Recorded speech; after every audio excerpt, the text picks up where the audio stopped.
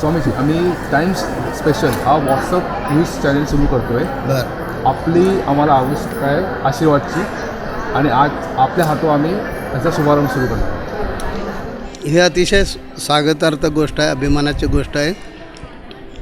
Ratnagiri times म्हटला की सर्वांच्या विश्वासाचं दैनिक वार्तापत्र.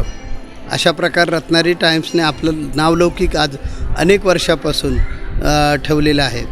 रत्नागिरी टाइम्स जे आहे, रत्नागिरी टाइम्स गोवा टाइम्स म्हणजे गोवा आवृत्ती आहे, सिंधुदुर्ग आवृत्ती आहे, रत्नागिरीमध्ये आवृत्ती आहे. म्हणजे स्वतः रत्नागिरी त्यांचं आपलं प्रॉपरच आहे. त्यानंतर रायगड, मुंबई अशा अनेक आवृत्त्या आहेत आणि दर्जेदार लिखाण असतं. त्यानंतर प्रामाणिकता ज्याला म्हणतात ती ह्या वृत्तपत्रामध्ये पाहायला मिळते.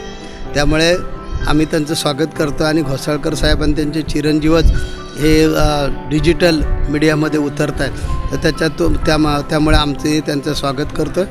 मला विश्वास आहे की ज्याप्रमाणे दैनिक टाइम्सने आपला नावलौकिक मिळवला, अनेक वृत्तपत्र स्पर्धेमध्ये उतरतात आहे, जग स्पर्धेचं आहे त्यामुळे स्पर्धेमध्ये उतरतात, परंतु रत्नागिरी टाइम्सने आपला जो अग्रक्रम जो आहे, अग्रमान ज्याला म्हणतात, तो जो आहे तो राखून ठेवलेला. आणि हे डिजिटल चॅनलसुद्धा तशा प्रकारचंच ठेवणार. कारण घोसाळकर साहेब ज्या संस्कारामध्ये वाढले तसेच त्यांची मुलंसुद्धा त्या संस्कारात वाढलेले आहेत. आम्ही लहानपणापासून त्यांना पाहतो, ऐकतो.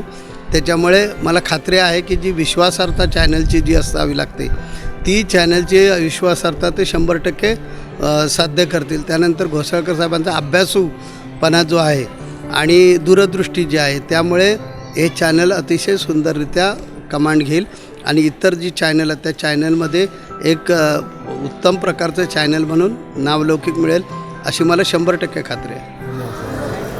त्याचं तेच होतं की व्हॉट्सअप काय आहे, आज व्हॉट्सअपच्या नावाखाली खोट्या बातम्या पुढे पसरवल्या जातात. तर एक नाव पाठी असलं की बाबा डिजिटल आपण बाबा जे वृत्तपत्र छापतो ते आपण सगळं पाठी पुढे सगळं पाठपुरावा करून आपण छापतो. बरोबर. तर व्हॉट्सअपचं पण तेच आहे की बाबा जे आपले जे रिपोर्टर्स गावोगावी आहेत सगळे पसरलेले आहेत, तर त्यांच्यामार्फत जे आलेली न्यूज आहे ते आपण पुढे पास करणार आहोत. बरोबर. पण तरी त्या पास आपण करणार असे व्हॉट्सअपमध्ये फॉरवर्ड प्रकार ज्यादा असतो, सत्यता पाळली जात नाही. पण मला खात्री आहे की घोसाळकर साहेब आणि परिवार ह्याच्यामध्ये उतरलेला आहे.